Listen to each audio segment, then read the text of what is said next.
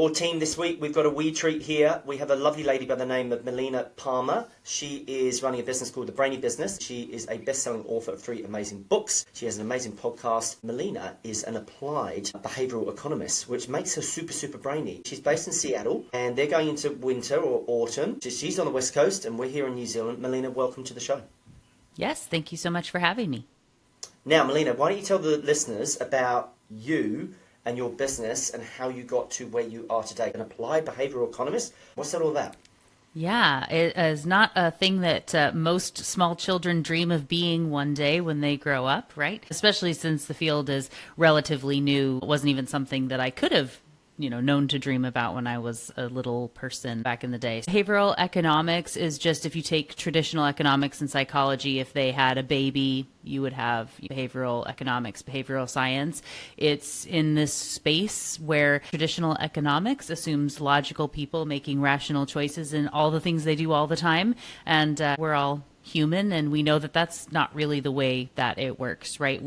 If it was that easy, we would all just, by knowing that we should eat right and exercise, we would do all those things and never eat all the Cheetos or whatever that happens to be. Cheetos are really nice. So tell us more about how you got into this, because it's fascinating. Yeah, so my undergrad is in marketing and business, and there was one class, one section of one book that had a little tiny bit about buying psychology and why people do the things they do and how abnormal really it is and how counterintuitive. And I thought it was just the most interesting thing I had ever read, and said, I want to go back and get a master's in this. And I did a bunch of research and spent 10 years calling universities that said that's not a thing. It's not a program. It doesn't exist. You can make it if you want, but we don't have that here. And so I ended up working in industry. I was at an advertising agency. I ended up running a marketing department for a financial institution. And I was doing that type of work for almost 10 years when I finally came across this wonderful field called behavioral economics and realized that was the thing that I had been looking for. Now it was here. Went and got myself that master's degree and realized that because it was new, most people didn't know it existed, but also what people did talk about was very academic, which is great. Need that. But like triple and fried wheat bix, it's like some of those textbooks are pretty crusty, eh?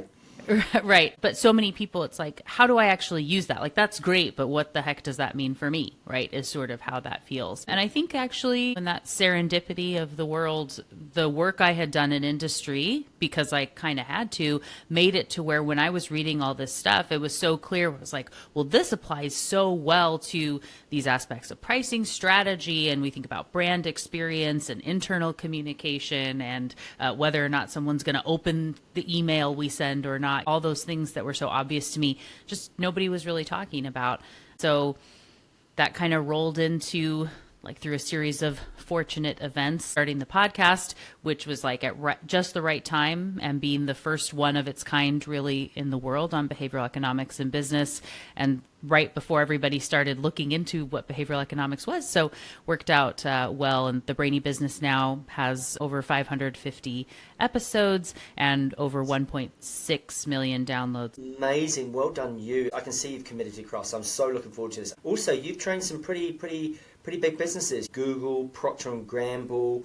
We've got some big Mars, Walmart. We've got some big names there. You're no slouch.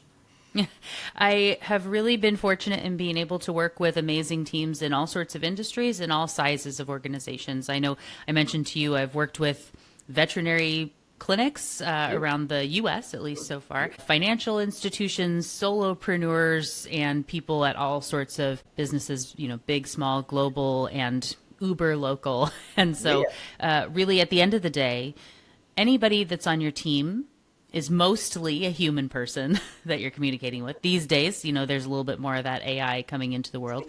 But really, the people you're selling to are humans that are buying those products and services that you're offering. And so understanding human nature, whether you're selling toothpaste or you're trying to get people to vaccinate their pets or buy some fertilizer, whatever, right? It's all human nature to understand that. And so those ways that the brain really makes decisions come into play no matter what. So one of the things to know about why the field has to exist is that the brain really works in two systems. So we have our really fast automatic processing, which does most of the work. And then we have that slower conscious processing. We like to think we do everything in that logical conscious space, but truly the vast majority is done through that subconscious aspect. And the two systems don't speak to one another. They don't speak the same language.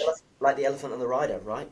This is awesome. Now, you're going to talk also, I imagine, around biases and heuristics. Could you explain them, what they mean? Because some people, heuristics, they go, oh, that's a posh kind of wanky name for like biases. Could you explain it for everyone? Yeah. So the first piece on a heuristic, and again, like $10 word that we maybe don't need all the time. It's like the rules of thumb is just the easy way to think about it, right? I'm like a dinner. I want to be really impressive using really, really posh words. Yeah. Right. Yeah. So that is like maybe not needed for that specific word, but essentially it's those rules of thumb. And because the brain is being run through that subconscious automatic processing most of the time, the way that it is able to get so much stuff done. So research shows humans make 35,000 decisions each every single day. You and the people you're selling to, we're just like constantly making decisions. So if you assume you're getting 8 hours of sleep, you're making a little more than one decision every 2 seconds. You are just constantly making choices. Is that why Obama wears the same suit, baby suit with decision fatigue? Actually, yes. And Steve Jobs and whatnot. Right. So you don't have to make those simple decisions and you free up cognitive capacity to be able to make more important decisions. And so that's also like if you decide in advance what you want to eat every day or where you keep things on your desk or whatever it is, right?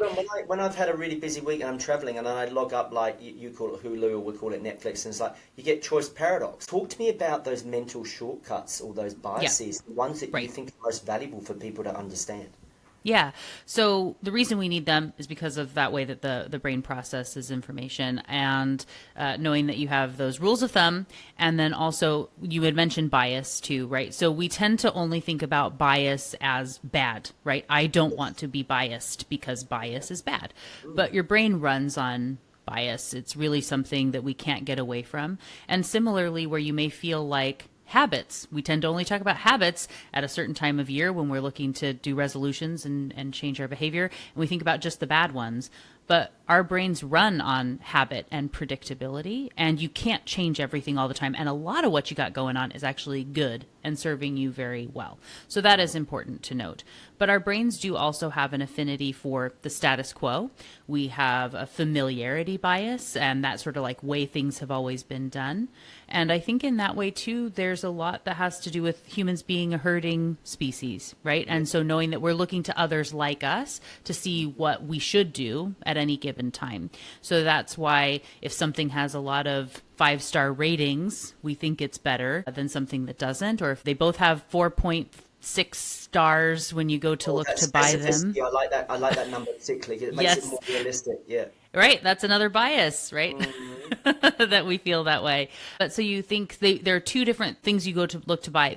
They both have 4.6 stars. One has 5 ratings and the other one has 5,000 ratings. Social proof, birds of a feather flock together. And so you're saying that the human brain, we both know, is that obviously it has a caveman brain, which is its first brain. I think you also said something that's really interesting around the predictability. Like people don't believe that actually your brain saves cognitive computing power because it's an energy miser using all these shortcuts, doesn't it? And a lot of it has to do with being that caveman or cavewoman brain, right? Yeah, definitely. And so when you then know what the rules are that are being used, that is what the field of behavioral economics is, right? So it's to know that humans are loss averse. And so if you have something with that fear of missing out, then you can be using that trigger. We know that scarcity is something that triggers something in us in a different way. And we tend to be more likely to take action on buying something when the sale ends tomorrow versus it's this price forever. Also, like numbers have a lot to do with the way that our brains work. So this is a concept of anchoring.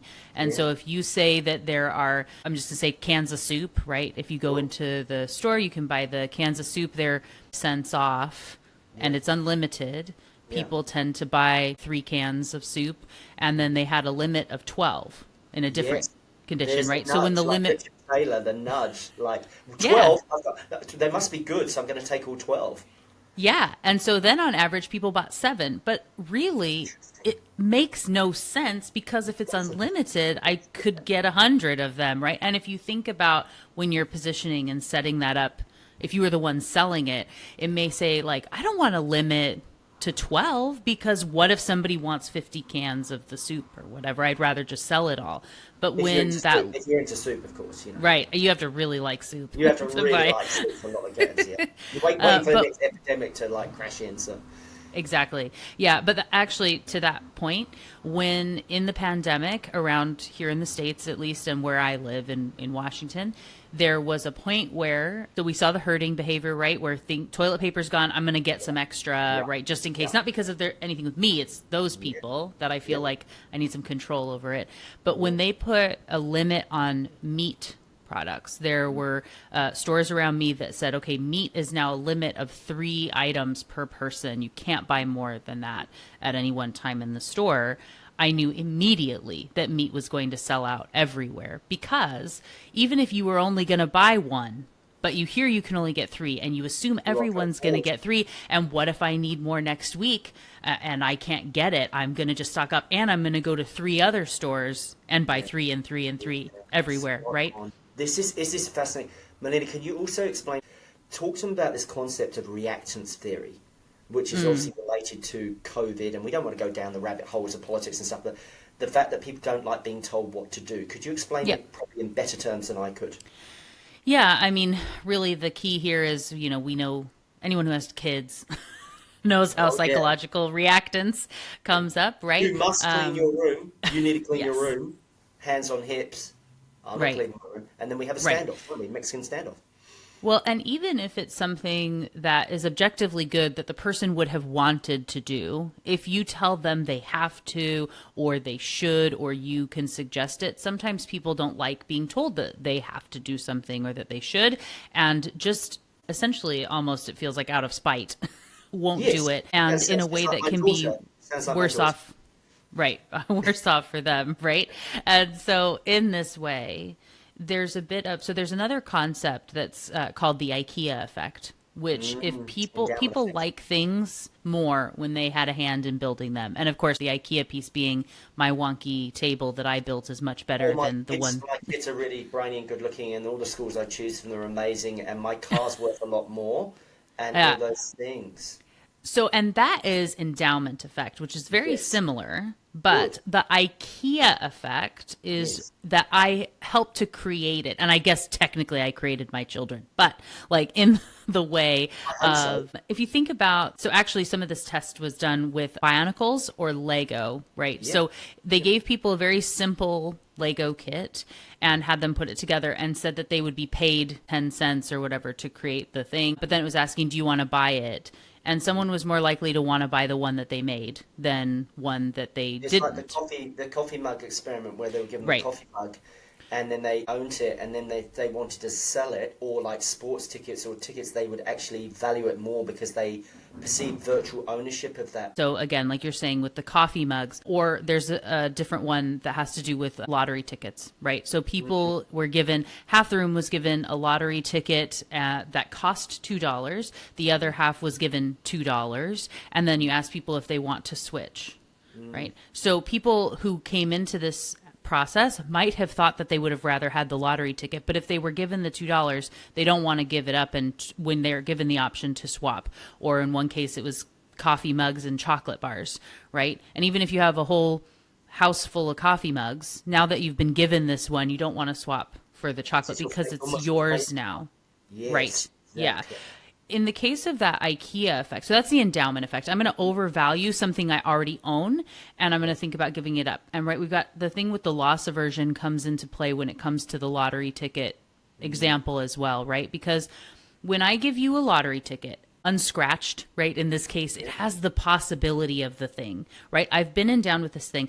I would feel really bad if I gave it up and it ended up being a winner, right? So we've got that loss aversion aspect, optimism bias for ourselves. I'm thinking about what could happen with the thing that I have and how bad I'll feel if I don't have it anymore. And so I don't want to give up the lottery ticket for the $2 it's worth, even though maybe if going into it, I've never bought a lottery ticket because I think the lottery is not worth it. When I have the ticket in my hand, I think about what it could be and I don't want to swap. On the other side, if I'm given the $2 and given the option to swap for your lottery ticket, I'll say the chances of that thing being a winner are 1 in a million. I've got the $2 in my hand right now. I'm basically giving this up for no reason. It's not worth it to do that. So I value the thing I've been given that I have more than the other item. And so if you think about that in sales, your person has cash that they really want to keep and they don't necessarily want to give it up. So that is the endowment effect, and you have to help overcome that for people. Getting to the psychological reactance question that you asked and where I was talking about the IKEA effect, that just has to do with, again, the difference in the nuance there is someone helped to create the thing, right? So if you were, say, getting people on board with change initiative at work, right? So if you tell them you have to do this step and then that step, you're micromanaging. Make sure you Right. point your finger at the same time. Right, absolutely. Say you have to do A, then B, then C, because that is the right way to do it. They aren't going to want to do it that way, probably. And they're going to pick their own way to do it. If you come into the process and say, hey, like, so these 3 steps need to happen throughout the day. I know how I might do it, but I would love to hear from you what feels like the best flow for you in your day if A, B, and C have to get done. And perhaps we prime by saying A, B, C in that order because that's what we think would be best, right?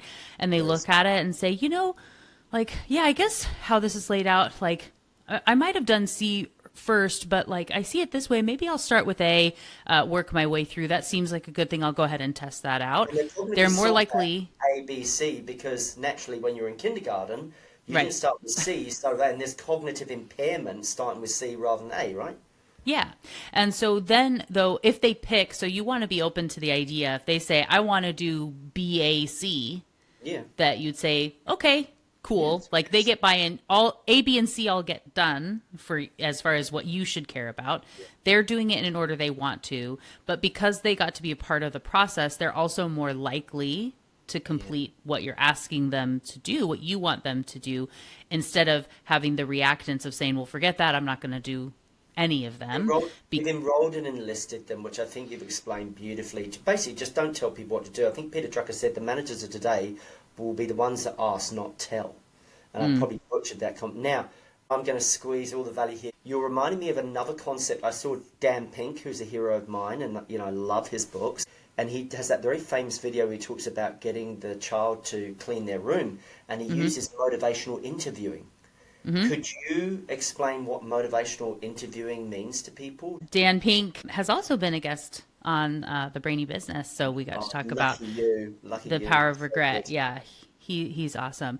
And so when it comes to motivational interviewing, though, I would say that's less of what I talked with him about and what I have coming like top of mind. So do you want to start with what you're hoping that... You knew I said before we had the record, I said I'm going to ask you lots and lots of questions. Yeah. I think it's more related to reactance theory, which is basically people want free will, agency or autonomy over their lives. They don't like being told what to do, and we saw that manifest in COVID particularly.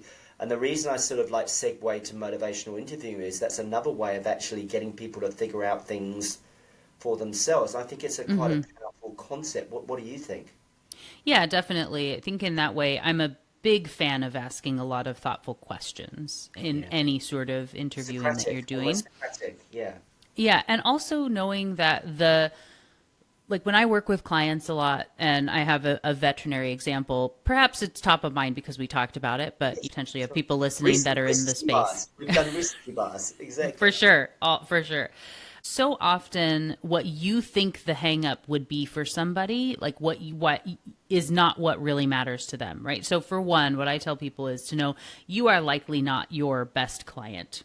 What matters to you is likely not what that other person needs, especially because they can't do the thing that you can do fairly easily, and they just don't have the same qualms. So like as a marketing person, I can do things pretty easily that are very difficult for many people, but I don't want to do my own numbers and accounting, and I would gladly pay someone. But the value I would pay for that is more than Maybe you don't someone want to who be does the numbers is good you're at or surprised would charge. I thought you want to be a spreadsheet bean counter. You're a No, I'm definitely more on the behavioral side of behavioral economics. I like the numbers fine, but it's not what really like drives me here. So all that being said, I've had veterinary clients knowing that things get more expensive these days, right? And there are more vaccinations or different tests and things that should be done on a regular basis. And I think when people think about taking, say, a dog into the vet, you assume it's a couple $100. And like where they're saying, actually, if we're going to do everything, it's like $1,200 in a year of all the things that these animals should get. And they're anchored on this low idea of what it is. And so all anyone cares about is the price, and we're too expensive. And we're like locked into this idea that they're going to be hung up on the price of the thing, right? Mm-hmm. And so you maybe like try to just add one thing if you can and know that like eventually maybe they'll get everything, but you never really get what is truly the recommended best experience for that animal, right? Yeah. But if instead, and so I worked with a veterinarian, and what we did is changed thinking about two kind of things that can matter for people. For some people, yeah, the price is going to be important in a factor, and that's too expensive to do in one go. And they'd rather like spread out those payments. Yeah. But for other people, the idea of getting their animal in the car and taking them to the vet is excruciating. And they only want to do that once a year if they have to, right? Yeah. And so if you can find out what that person cares about the most, what's going to be hanging them up, being able to say, hey, for most people, we find you kind of fall into one camp or the other. In one case, like you want to be able to take your pet, your dog, to the vet the least amount of times as possible. And you would rather have just like one payment, one time in the year, do all their stuff in one appointment. For others, like, hey, you'd rather spread that out. So we have options for twice a year or 3 times a year that you can come out, and we can spread out their vaccinations and things over time and spread that cost out. Which one appeals more to you? Love that. And that way we can see that person is motivated by not putting their cat in the car because that's terrible, and like just pay for all the stuff. I don't want to have to do that again. But the other person who is motivated by that financial aspect, then you have this other option. And maybe we have a door number 3 that shows up there that says, well, yeah, I don't want to put them in the car more than once, but I also can't pay $1,200 at one time. Do you have a payment plan? And like, oh, yes, we do, right? And they ask. But if you don't want payment plans for everybody, then you have those options that you can work around. But if you assume that it's only about price, you're trying to sell on a thing that they don't really care about. So let's talk about that, because often some people, my rural reps, get hung up on price. They can't sell big things because normally sometimes they haven't bought big things. And so the projection, I often say, you sell the way you buy. And sometimes when I sell my training, they say, gee, you're really expensive. And I said, do you think the way that your mindset's looking at our training might be actually then infiltrating and influencing the way that you sell? Because the way that you buy is the way that you sell. So if you see it as a commodity and your first reaction is, well, how expensive, rather than what's it worth? And that's a really interesting thing. So I suppose I'm really talking about the concept of projection there. Could you touch on that? Because I think sometimes our fears, we project it onto our prospects, and now we're moving sort of into pricing, which I know you're very, very good at, is, well, if I haven't bought really expensive things or invested in myself, I'm going to see everything. Because I often say in rural, if you sell like a commodity, you are treated like a commodity. What are your thoughts on projection and all that kind of stuff? Yeah, definitely. I think that especially with pricing, if you don't think about these other aspects of value, right, and understanding the psychology of it, it really does become a race to the bottom, and no one wins that race, right? It's no good for anybody. 100%. And so my third book is called The Truth About Pricing. I tell you what the truth is, I think, on page 3, which is that pricing is not about the price. Whether or not people buy is more about all the psychological stuff that happened before you get to the price, more than the price itself. Mm-hmm. And so with that, again, if you feel hesitant or scared about saying the number of whatever the thing is, you are setting yourself up for people to not buy. And I see all the time that people end up with, if they're feeling a little bit anxious about it, and you say something like, okay, well, it's $50,000, but I know that feels like a lot. And so maybe you don't want to buy into that because blah, blah, right. And you start hedging and say, but it used to be 35. So I could do it for that if you really need, and we can do a deal. Speak to the boss, we can get a discount or something like that. Right. Yeah. Yeah. Don't do that. Don't do that straight away. And so what happens when people set up pricing, the biggest mistakes really I see people make when it comes to pricing is when you present packages, you tend to start low and work your way up to more expensive. So we have an anchoring problem straight away, right? We've anchored them on the lowest thing. Also, the other thing that people tend to do is they tend to have the thing that you really want to sell is the most expensive thing you're presenting to somebody. It's the top of the market, right? And so if you work your way up and that's the top package that you're offering, people also feel this need to kind of hedge down. We have whether Goldilocks effects and whatnot that we're going to come. But the thing you want them to buy is the most expensive. They're never going to buy that thing. And they may say it has to do with the price is too much, but it's just that you didn't present the options well enough. And especially if you start low, right? So if you say, well, we've got this thing at 10,000 and there's something at 25 and also at 50,000, which I think is a really good one. Which one do you want? No one's buying the 50,000. Okay. Melina, explain to them about the power of three, the importance of presenting your pricing appropriately. I mean, there's an art to that, isn't there? And I mean, just give them a little bit. Don't give them a lot because I want them to buy your book. Yeah, thank you. So you want to have options for one, right? Typically, you don't have just one thing that you're pitching to people. Sometimes that works, but typically not the best way to go. And in this case, I encourage people to have what is your best offer, right? The thing you want people to buy. And then what I call a wingman, right? The thing that is more expensive, clearly is not a better deal, right? It's a clearly worse deal, but not a bad deal. Something you'd still be delighted if someone buys. But its option isn't to sell. Its only job is there to make the best offer look good. Why it's the wingman, right? And so this would be something, we'll say it's the fertilizer being an example of something that's being sold, right? That we talked about. So if you have just, buying all the stuff and at the right pricing that you want is at 50,000, but then there's maybe this other thing that is going to be if people buy, that you're going to, do some sort of white glove delivery service on that and maybe whatever extras.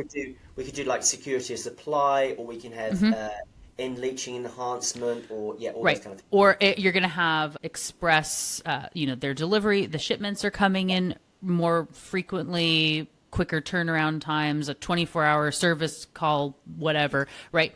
You can pick what the stuff is, but say that package is 75,000, right? So if you start with that and say, hey, so we've got this like premium package at 75,000. We take care of everything for you. You get priority over all of our customers. If something's running low, you get your order before anyone else. We're hand delivering it. We have, like you said, security at both ends. We guarantee whatever, right? Like that's this option. Yeah. We also have the $50,000 option that's available that doesn't include those extra things, but we definitely still keep these things as a priority, safety matters, whatever, right? We have that. Which one feels like a fit for you and your needs? Now 50 feels really reasonable when we started at 75. Most people don't need that thing, but if they do, they're really thankful to have it, right? And then maybe you have a third option that you can include that's less. The thing I see with that so often is people then use a third thing as a really low number crutch that kind of defeats the whole purpose, right? So don't then throw in or there's this you can just do the buy 10,000 and come back, right? And you throw in that option to make yourself feel better, and it kind of kills the whole deal. That's interesting. So just to understand that, Melina, because I've obviously had a bit of coaching this myself, you're more a fan of the wingman and then the slightly lesser option, no basic option. So you're a fan of 2, not 3? It depends on the context. And for most people, to be able to be really solid at that, especially when you are verbally pitching a thing, when you're able to throw in a third discounted option. Like the thing is, if you're going to have a third option, the right way to do it really, is to have it be very different than the other two to help them to look better. And I think people are not very good at creating that. So to give you an example of what that means, right? So let's say you're in real estate and you are going to sell people on houses, right? So you have a modern home with a bad roof, a modern home that just had its roof replaced. Then you have a traditional home that it also has a fine roof, right? The traditional home helps me to feel like I want to make a comparison between the two modern options. And of course, the one with the new roof is a better choice. And I feel like I'm making a decision between these two things. So the third option that you throw in should be something that's not directly related to the other two things to help it be an easier choice and feeling like, okay, I've made one decision that I don't want traditional. And then which of the modern homes do I want? Right? If you're not very good at creating that like third thing that's similar but not the same, often then people default to it just being pretty cheap or like an entry level small thing that kind of makes it harder for them to still sell the thing they want to sell. So in that way, I think those two options can help. And maybe you have that third thing in reserve, right? So if someone comes in and says, I appreciate it, but I just can't do 50, like our budget's just right, or something that isn't really basic. Because I think what you're saying so politely is probably what happens is it devalues or withdraws from the value that you presented with your wingman and what I call decoy or your premium versus your standard. But when you have your basic in there, you're almost sort of inviting the cheaper option because that's what people.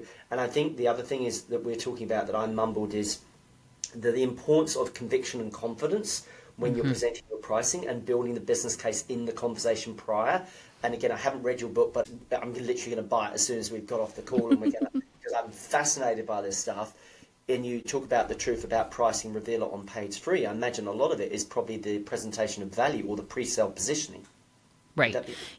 Yeah. So it's looking at kind of the things that get in your way and questions you need to be asking and the different aspects. So people will say it's about the price when you haven't given them some other point of comparison. And it's just an easy thing to say, well, it's too expensive. But how many things have you bought, listener, right? That was that like, oh, I usually wouldn't, but this just feels right. So I'm going to go ahead and... Sound like my wife. But I'm going to just get those concert tickets, or I'm going to go ahead and buy the upgraded version of the car. Yeah, treat myself on whatever that thing is, or the expensive, maybe like coffee that you buy or whatever it is, right? You can make a case for the thing you really want, right? But how can you make it so the thing you're selling is the thing that someone really wants that's worth it? It has to be about these other aspects. And so really it walks through the first chapter in that section that's talking about these aspects of what you need to question and consider is you. Like you and the way that you sell is the biggest potential hindrance, the thing in your way. And that's like the collective you, if there are other people in the business. Melina, I have to jump in and just say how important that is because it validates a lot of things. I'm just nodding away here because I always say to my rural reps when I jump up on conference or keynote and do the happy clappy stuff, not that I do, but I try to be a bit more of service. I said, what's the most important part of the sales process? And they go, oh, it's the customer or the product. And I go, no, hey, wakey. And I sort of slap them around a bit. Nicely, of course. I go, it's you. It's you, the salesperson, because the farmer buys into you before they buy into any brand or business, right? So I just think it's such an important point you're making. Absolutely. And so you getting out of your own way and knowing that you can sell anything at whatever price you want to. And just because no one's ever done it online before or no one's ever done a membership subscription version of the thing that you're selling doesn't mean that you can't or you shouldn't. It just might not have been done yet, right? And there's an opportunity there. If you think there's a market for it, potentially you can build it if you're confident in it. And again, in the pricing, I have an example of a $200 grilled cheese sandwich in the book that is sold at a restaurant in New York. Well, and there was one that was a $1 million cheeseburger or something, wasn't it? How much was it? Oh, so at least in my book, I talk about how, if you're going to buy a grilled cheese, like the ingredients, it's like a dollar maybe, right? And if you were going to get one at a restaurant, you pay $5-10. But there is a restaurant in New York that has a $214 grilled cheese sandwich. They have a $1,000 vanilla sundae. They have, I think it is a $200 cheeseburger. Some of these things that are just over the top. quite a lot they present the price. Right, but it's about the way they present. They don't say, "Oh yeah, it's just the cheese sandwich," right? It's talking about how it's used with Dom Perignon, and the crust has flakes of gold, and it's these special cows in Italy that only eat strawberries. Yeah, and they live in lush Exactly. grass, and they listen to Right. music. Wagyu cow, yeah. Exactly, right? And so then, and it's this experience, right? And then people want to post on social media. You want to go say, I tried the thing. You might go out of your way because it's so expensive. You mean status? You mean status? Yes. Yeah, definitely. And some more of that social proof. And even if you don't get that one, because like $200 is a lot for that sandwich, maybe you'll get the $40 grilled cheese, right? Because that feels like a bargain next to that anchor that was in there, right? Yeah. Love it. So same thing. You can make it about this bigger experience. And when you do think about the customer, don't just think about the thing that you are selling them, right? They have a lot of problems, things they're working to sell and overcome. We also talk and work with our clients about understanding who you are in that hero's journey when you think about the brand and what you're selling. So the customer's the hero. Potentially most people have heard that said, even though Product. Yeah. yeah, even though many an about page is about like the founding of your company and how long you've been in business, and really makes it makes it about you. Try to make it about that customer, make them the hero. But also you need to understand what role your company plays in that hero's journey, because every hero needs some help along the way. Typically they have three potential entities that help them. They have the mentor, who pops in and out but lets them make some mistakes, your Dumbledores and Gandalfs, right? You have the sidekick that's their partner in everything, every step of the way. They brought snacks, they're thinking ahead, right? That's Ron and Hermione. My R2D2, yeah. Yeah, for sure. And then you've got the sword that's there, that is more like, I just use the example of Excalibur because it's pretty clear, right? And if you are saying you're Excalibur, be sure you're not a steak knife or a regular sword, right? You need to be the thing that can actually vanquish that foe, right? When it comes to the end. But if you understand the language, you don't want to be a sword and be using this like partner sidekick language, or being a mentor and talking about how you're there for them all the time, because it's difficult to process. But if someone can put you into a category of knowing, hey, this person is my sidekick, my partner, whenever I need anything, I know who to call, right? Because they can help me. I don't know if they do this, but they're the place I want to start, because I know they have my best interest. Because when they come and present, it's not just about that one thing they're selling. They understand, the holistic nature of my business, and that this is just one piece, and they've got my back. So I'm going to see if they know anybody, right? They're going to call you first. Yeah, I love that. I think that's lovely around the survival scripts and the brand story, which we haven't got time to go into, but like you've just reminded everyone around Hero's Journey and Dr. Joseph Campbell and all those kind of things. And also, that whole quote of like, if you can describe their problem better than them, you can articulate better than them, they automatically will assume you have the solution, which Jay Abraham, your amazing marketer, talks about. Now, I'm conscious of time, but because you're probably lunchtime, you probably need to have a cheese sandwich or something like that. But what I was going to say is, Melina, tell me about mental models, because when you were talking about all those things like endowment effect and reactance theory, and then we were talking about motivational interviewing, which you were very polite, sort of putting up and indulging me with my sort of flurry of tennis balls that I throw at you here. You with Charlie Munger, he talked about, I think it's the Lollapalooza effect, where it's like a lattice work of mental models. Could you explain for the listeners mental models and the constructs the brain uses to make decisions? Because I think this is vitally important for people to understand that when you come to selling things, you need to understand how the buyer brain buys and how humans make decisions, because all buying is actually about decisions and purchasing is about decisions. So yeah, mental models, like what do you love? What are the things that appeal to you? Yeah, well, what I would say on that front, I mean, in behavioral science, behavioral economics, we also talk like choice architecture. I know you mentioned nudging in there. And so knowing that how decisions are presented has a big impact on the choice that someone makes, right? And so even if you think about, so if you have a list of options for people And it may feel like it doesn't matter what order they're in, people are going to consider everything there. But if you have the list alphabetical versus reverse alphabetical versus random order, by size, by dollar amount, however you choose to put that out there will impact the decision that people make. And so you are, in this way, a choice architect, whether you want to be or not. And so knowing that the way you present information impacts the decision someone's going to make. And so I encourage everyone to be thoughtful about the way you present that for what you think is going to be the best option for them, and make that feel like the best option. And you think about, I don't know that it's as popular in your neck of the woods, but so the Cheesecake Factory, are you familiar with the restaurant? Yeah, the Cheesecake Factory. They have a bunch of them around. Yeah, I think one in Chicago underneath the two towers. I don't know where it is, where Oprah lives. Yeah. Oh yeah. So the Cheesecake Factory. I didn't see her at the time. She wasn't there. But. Oh man. Has a notoriously gigantic menu. Right. Yeah. So it's a book that they bring. It's like pages of stuff that you're looking at the Cheesecake Factory. That sounds cognitively imperative and taxing for me, even thinking about an encyclopedia of a menu. Right. But because they sort the information in a way that I know if I'm on the cheesecake page versus the burgers page versus the pastas page versus drinks versus whatever else, it's sorted in a way that it's at least limiting some of that overwhelm. It still can be overwhelming for people in making their decisions there. But if you imagine, again, if that was presented in alphabetical order, there's no way you're finding anything, especially when they call some things maybe called the razzmatazz cheesecake or something like. I wouldn't know to look for that. Yeah. And so it's hard to find and can be difficult.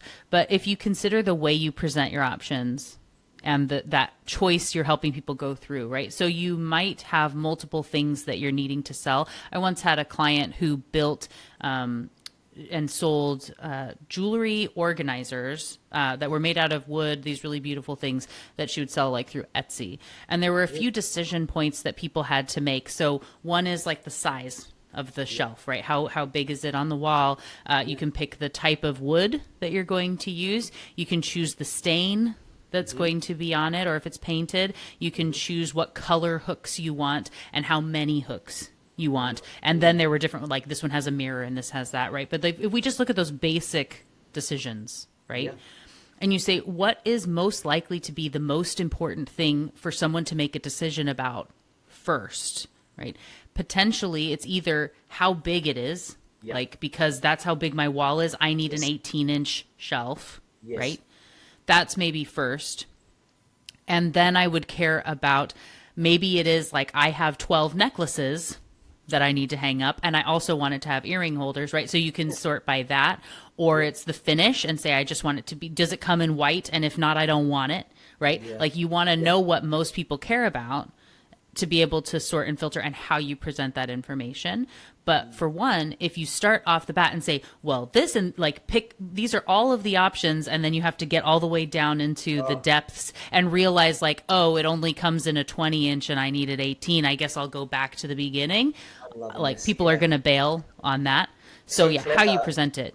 You're basically aligning to the almost, I know this is terrible, the buyer's journey, but the decision-making framework or tree that they go through. So the first thing you do is what size? Right. And then how many items of jewelry? And then what is it? Am I getting what that right? Yeah, and then what color is it? Does it have a shelf? Right. There can be other questions that are asked along the way. And again, as we were talking about with the vet example, don't assume what could be the hang up. Think of all the things they might be concerned about. Is there one question you can ask up front that helps you determine which experience path they should go through? Perfect. And then you can help present them with things that feel very unique and oh my gosh, they totally get me. The fact that you even asked made me feel like you totally get me. Not assumed, which is what Melina's saying here, guys. You must ask. It's what was it, that famous experiment with the checkout? It's in the marketing books that you can check out as a guest and you didn't know to fill in. The one button that made the difference. What surprised you about human behavior as you've gone deeper? Because as you learn more about, because you're like me, you're curious about human behavior and psychology and why people make decisions. What surprised you, or what have you learned that maybe you didn't know before? I think, I mean, just even the basis of all of it and how many decisions we even make and how easily we can adjust behavior. Actually, as we say this now, I'm thinking of just the little changes and how they can impact. And even something as simple as like changing one word. And I'm going to tie this into a little bit of like motivation. And when it comes to like predictability and knowing, like you said, potentially this is coming at toward the end of the year, maybe people are thinking about resolutions, habits, things you want to do moving forward, and how we tend to get kind of stuck and not do that. And they're like, right? I'm just trying to look at Thanksgiving, or I'm just like going to get to Christmas and I'm going to put everything off. I'm going to worry about it on the 3rd of January or whatever. Right. Yeah. And so even something as simple as, so if you're wanting to be better at selling, right? I'm guessing you maybe have to make some cold calls, and maybe you don't like doing that. Just a guess that people deal with that and don't love having to cold pitch on the world, and will put that off as long as they possibly can. Yeah, I'm deprogramming my biological program. It's like, don't interrupt people and don't talk to strangers. Oh, for sure. But if you know that you need to be doing that, and let's say you have a goal that it's not enough to say, I'm going to do that more, right? Yeah. That's not going to happen, right? And even if you were to say 5 a week, it's really easy to put that off. And then it gets to be Friday and you say, well, but it's the end of the week. I should wait till Monday, right? The boss is then going, hey, how come seeing HubSpot or Salesforce that you made your calls? Yeah. So if you do say you're going to do one pitch a day, that's something that you're going to do, right?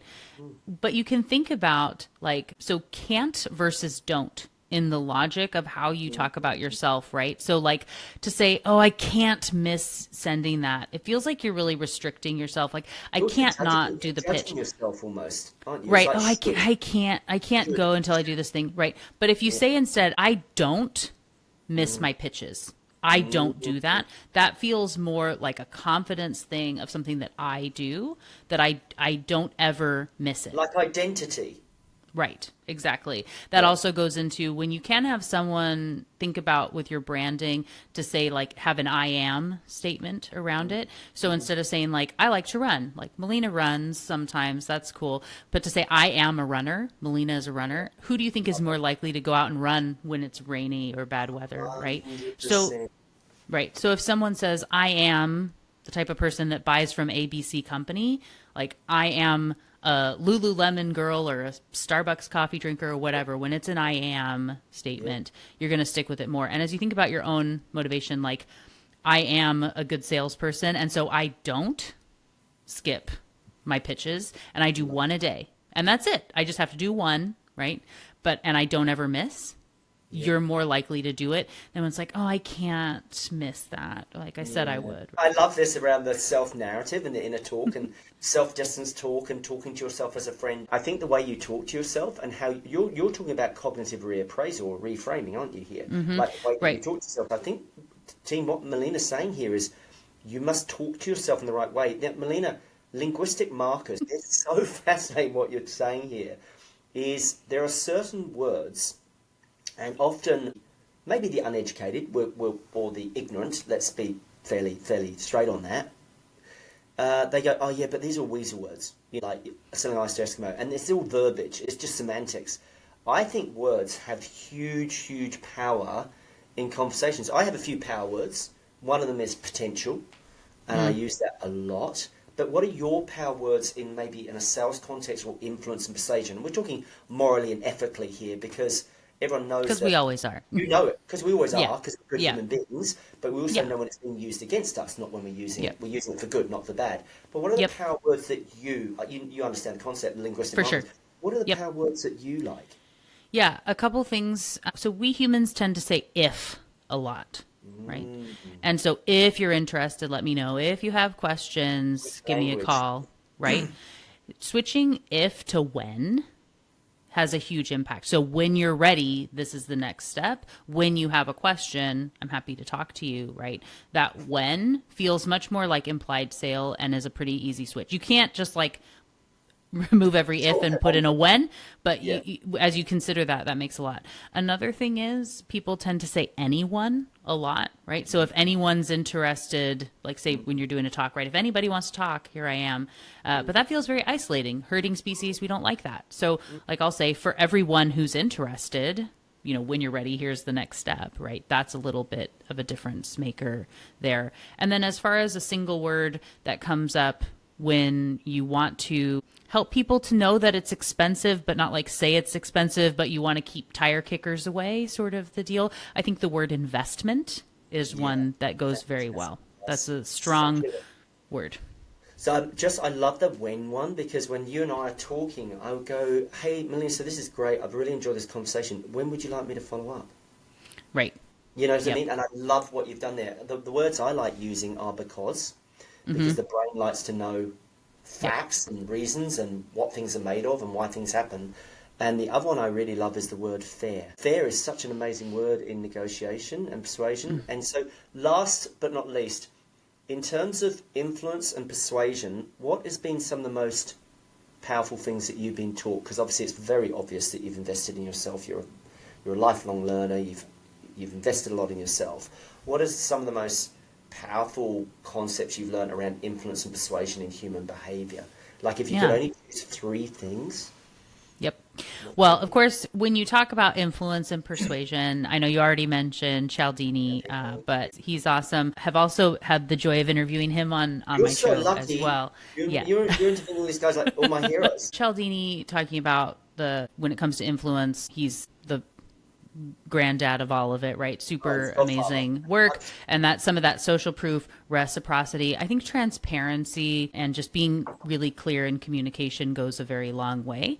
And so being able to think about the framing, not throwing out jargon and stuff that you think is common language, but can be making people feel kind of dumb, those are some things to be on that same page with somebody, be more interested. Actually, I would say one of the things I've heard that comes out of Cialdini's work is if you want more people to like you, which there's a no-like trust factor, of course, that comes with selling, right? You want people to like you. The best thing you can do is look for the opportunity for you to genuinely like them, right? So if you ask questions about them and find some common bond that you have where you can trigger that unity aspect about like we both grew up in the same area or both our moms went back to work at some point or whatever, like our kids are the same age, like whatever the thing is. Likability is so important because it's always the thing is the best way to get someone to like you is show them genuinely how much you like them. Yes. And the best and quickest, fastest to get someone interested in you is to show them how you are interested in them and curiosity and asking great questions. Yep. You know? Yep. Yeah.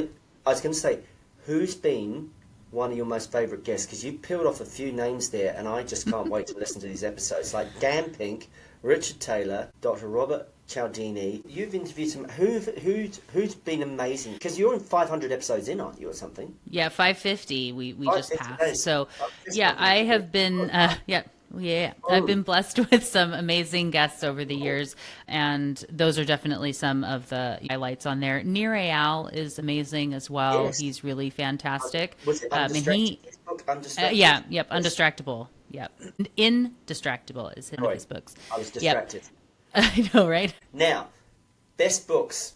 We know you've written some great books. If you could choose a few books that were seminal for you, but like, what are some of the books that you've read that are you've gone, if you were going to start somewhere, which books would you read on when it comes to developing curiosity around human behaviour and behavioural economies and psychology? Yeah. So one thing I would recommend too is go to atthebrainybusiness.com/books. While it does have my books, I actually have the books of all the guests who've been on the show, as well as other ones that are important to me that you can go find. And we have them sectioned by category. So if you want to look for books on leadership or books on habit and productivity versus sales, like you can sort and find them that way, which is really helpful as people look.